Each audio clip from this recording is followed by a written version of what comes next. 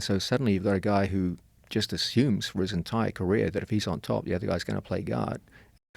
A sad thing about Jiu-Jitsu is that when it's practiced, there's almost always a kind of gentleman's agreement that there's going to be a top player and a bottom player.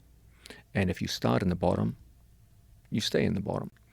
The moment you get into a mixed martial arts context, that goes right out the window. And now you have two responsibilities.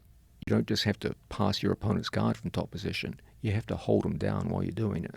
And that's not easy. When you look at the notion of escape in Jiu-Jitsu, the overwhelming majority of escapes in the sport of Jiu-Jitsu are escapes to guard position. If you're mounted, you elbow escape, you put him back in guard.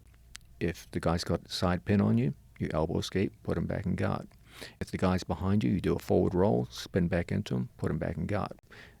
90% of the escapes in Jiu-Jitsu are escapes back to guard position. And so when you start in bottom position, you tend to stay in bottom position.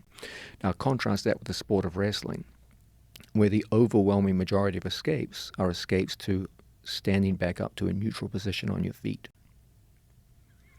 That means that when Jiu-Jitsu players face other forms of grappling, they're not trying to put us back in guard, they're trying to stand up.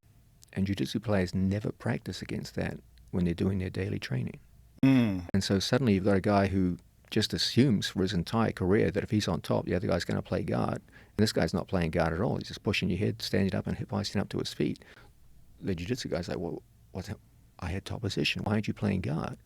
And so they're now put into an area where nothing in their training has really prepared them for this.